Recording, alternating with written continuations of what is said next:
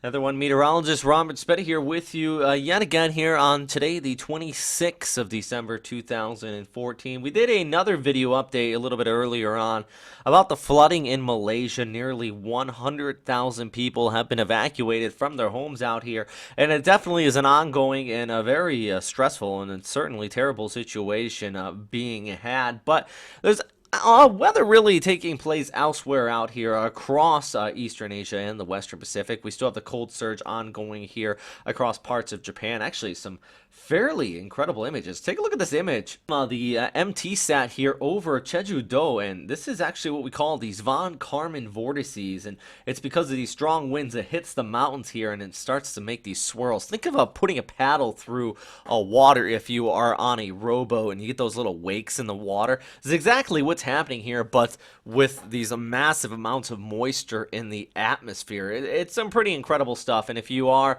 a weather enthusiast, you don't have to be a meteorologist just to appreciate the dynamics taking place with this mountain range and those vortices taking place as well. But the main topic for today's update, at least this particular update, all this cloud cover down here towards the south in the tropics. You have the leading edge of the cold surge right here, so anything south of that does stand the chance to form into a tropical system, because this right here, this is just bringing an abundance of high vertical wind shear, dry air flowing in from the north, and it's very cold as well. And what we have is Invest 99W. It was 98, kind of dissipated, now it's back. 99W moving off here towards the west. Do I think this is going to become a named tropical system?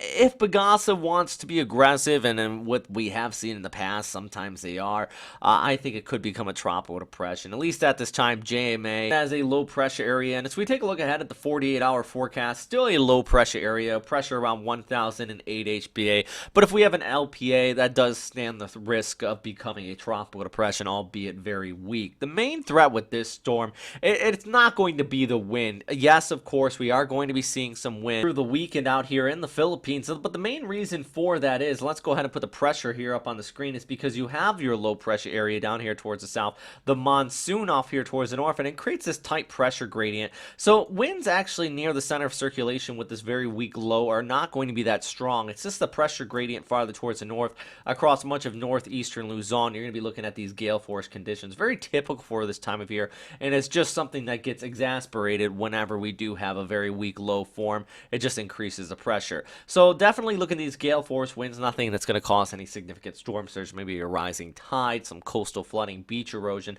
But the bigger issue here is definitely the threat of flooding. And the main reason is, as we look ahead here on the Friday and Saturday, you have that low, and it's going to push onshore. We have that circulation coming around this, that counterclockwise circulation, very cyclonic. Well, that pushes this moisture onshore, and this is a very slow-moving low. There's not much dynamics really forcing it along. So we're going to be looking at persistent rainfall over an extended period of time. Also, southern portions of the Philippines, due to that moisture flow, continuing to push onshore. And we have to remember, this is the same area that's actually been seeing some heavy rainfall. Yes, of course, the flooding taking place over here in Malaysia, but some parts of the Philippines in a 24-hour period here, we've been seeing well over 100 millimeters. And that's on top of what's already been occurring out here. Philippines, some areas still in eastern Mindanao, Visayas, you actually have reports around 100 to 200 millimeters in the past week, outside of those initial reports in just the past 24 hours. So a lot of people are seeing the rain even farther towards the north in the Manila, the heavy rain showers. Now, do I think Manila's really going to get any flooding out of this low? Highly unlikely. This is going to be a Cagayan de Oro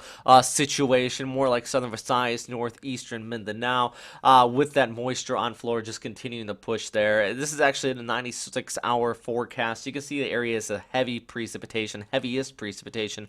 I know on the right it does show it. Just keep in mind that 10 inches, this dark purple here, that's showing about 250 millimeters of rainfall. So that's really what we're going to be seeing here across northern portions of Mindanao based on the current model outlook. Remember, this is a model subject to change. This isn't the truth in fact. I just don't really have the time to go through and make a detailed forecast outlook, so just showing you some of the guidance here. At least at this time, comparing that ECMWF run with different model outlooks. This is the NavGem. We can see that this low really doesn't form into much of anything, but we still have that persistent moisture flow heading throughout the entire weekend and the early next week. The GFS model showing very similar outcome. Actually, it persists through mid next week, and that would just be a really horrible situation, because we'll be talking about just persistent moisture sitting over this area, and that would just rake in all sorts of heavy rain. I mentioned, really, this low, you're not going to hear a lot of warnings about it. It's not a typhoon, likely not going to get named, but it still could pose that threat of flooding, and that's really what I do want to concentrate on here, guys.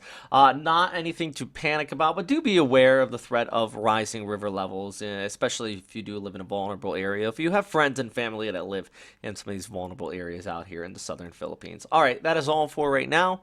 Thanks again for watching here at westernpacificweather.com. If you have any questions, comments, or suggestions, you can always post them down there in the comment box below. Of course, we're going to try our best to answer them. But I think the best place you can get some feedback from us is either post them on the comments on our website, or follow us on our Facebook page. Go check that out as well. And definitely we try to answer all our questions there. And also you can follow me on Twitter at Robert Speta. All right, guys. Thanks for watching. And as always, stay safe out there.